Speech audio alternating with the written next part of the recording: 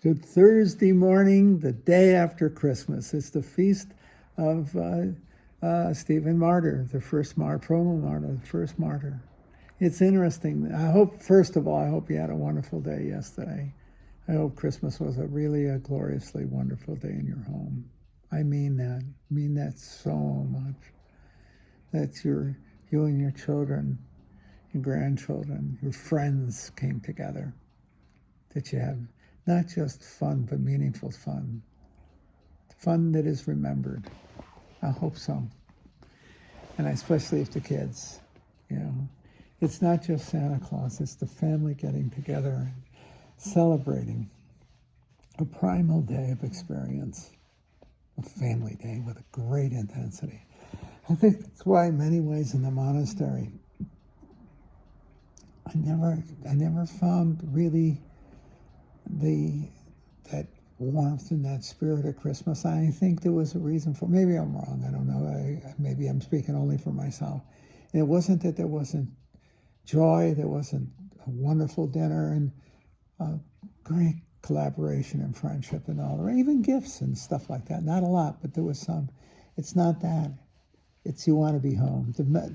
Anybody who is away from home for Christmas will identify with the song that came out, I believe, in the Korean War or in the Second World War. I remember it as a high school kid, so it had to be Korea or Second World War, and it's I'll Be Home for Christmas. You hear that song. That song is sung in the heart of anyone who's away. Trust me. Trust me. I don't care what you're doing or who you're doing it with. I don't care if it's heroic or just whatever. There is a sense that your heart is home. I'll be home for Christmas. There's a sadness that if only in my heart. It's a beautiful song. You don't even get that song unless you're away. And it was the military. And I'd say in the monastery. As much as it was a wonderful day, for all of us, there was also, especially in the beginning, let's say in the novitiate or the years that followed, we wouldn't go home for Christmas. We'd go home the Sunday after Christmas. But Christmas was spent in the monastery. And it was a quiet Christmas in so many ways. It was religiously splendid. I mean, holy cow. How we would celebrate that. But there was also a loneliness. Because with Christmas, you always remember the past. You remember, especially your childhood. If you had a happy one, if you had a sad one, I hope you forget it. But if you've had a happy childhood, and if you had an Uncle Rudy that came by dressed as Santa Claus, you remember. And as loving as the community was, my passionist community, and I'm telling you, it was. You couldn't ask for better people to live with, better men to live with. Friends, deep, loving friends together. Yeah. But not family. Not in that sense. And I remember that. And yet you can't go home again either. You can't go home again. Because those you have loved and been loved by are often, as you go back as adults, they're not there. They're dead. They're gone. I found that very, very poignant. The last bunch of years going home, because my parents have been dead many, many years. My father's dead 37 years. My mother's dead 32 years. My uncles and aunts are all gone. There's nobody left but my cousins, and even two of my cousins are gone. And we spent those times together. It wasn't distant cousins. We spent Christmas together at the table. Trust me, And there is a sense in which your family isn't there anymore. See? And if you're married with a family, you become your own unit. You become your own story. Isn't that right? So you may visit the past, but you're creating the present and the tomorrow. Your children are not going to remember what they didn't live or experience. You do, but they don't. They will,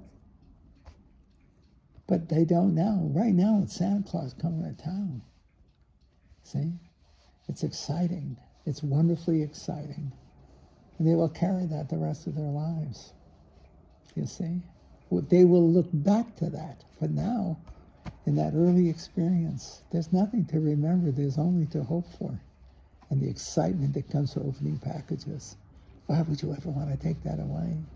See, I love Santa Claus. I know there are people say we shouldn't emphasize Santa Claus so much. Baloney.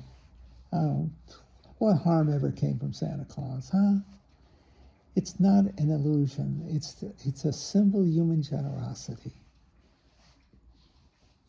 Human generosity. He harms no one. It's, in a sense, it's not a harmless myth. It is a positive myth. It's a positive, encouraging myth to be generous, to share in the generosity of each other. Isn't that neat? Yeah, I'm a great fan of Santa Claus, I have to tell you. He didn't get to be where he is because of commercial ventures and all the rest. He got there because there's something he represents in the human heart, and that's generosity. The sweetness of generosity. That's the spirit of Christmas. When you enjoy not the receiving of gifts, the giving of gifts. That was so rough for me in the monastery those years. Those heavy monastic, because I had nobody to give a gift to him. You go to Macy's in New York and you see all this excitement and the gift giving, gift buying, and you had, not because you didn't have a dollar in your pocket, which we didn't. They had no. Even if I bought something, who would I give it to? There was no gift giving. See, not in that sense. That made Christmas in that sense lonely, because Christmas is a time in which you give. It's a gift-giving time, and the gifts are symbols of your heart and soul. They're sacraments. And in the excitement and generosity when you're a little kid, but also in the maturity, when the gift carries so much sacred value. They are gifts of love. That's the truth. That's the truth. And I've been blessed, I have to say, in my life, that I have given many gifts, and I have received so many gifts. And I receive them as I give them, as sacred events, sacred happenings. I treasure them. I treasure them. And I hope the gifts I give are treasured in the sense that when they see them, they see in them my heart and my love for them. Now for the gift, for them. That's a great thing about gift giving. I never could understand why people don't want to give gifts. There's some people very, very selfish in that regard, I guess. They want to receive, but they don't want to give. Or they don't feel inclined to it. That seems incredible to me, actually. Incredible. Christmas is a time where you should have the explosion of the heart. Just be like Santa Claus. You can't wait to give the gift. You're so excited. To give the gift, not to receive it, to give it.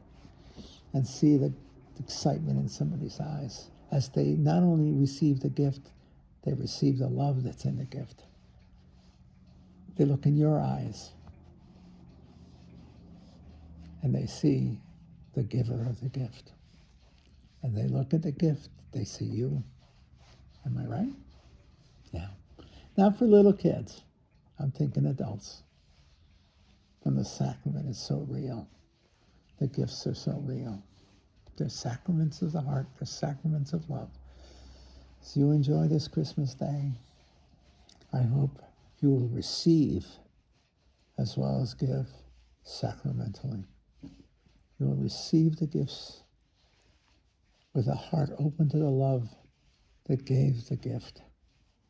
And you will see in those you give the gift to the reception of your love. In a fellow communion, in the communion of love, symbolized and sacramentalized by the gift, whatever it may be. Yeah, isn't that neat? Yeah, I really hope you have a good Christmas, a merry and blessed Christmas, one that will foster a remembrance many, many years from now. Hope all the Christmases do that, but I hope the very special ones, maybe the first time you have a grandchild, whatever it may be, so that you will remember with excitement and gratitude the beauty of the day and the people of the day.